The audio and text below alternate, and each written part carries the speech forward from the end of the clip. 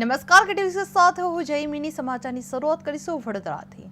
વડોદરામાં કોંગ્રેસ નેતા રાહુલ ગાંધી વડોદરાની મુલાકાતે આવ્યા હતા, જે એરપોર્ટ પર તેમનું ભવ્ય રીતે સ્વાગત કરવામાં આવ્યું હતું।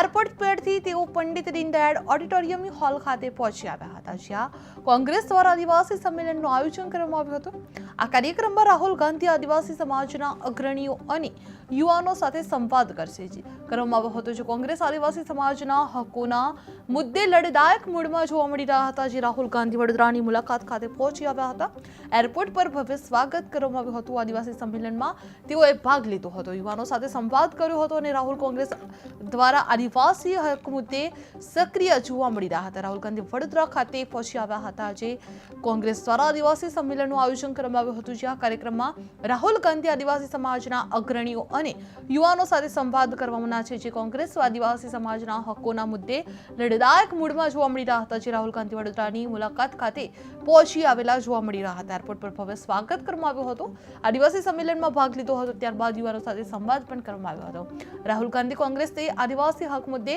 સક્રિય જોવા મળી રહ્યા હતા।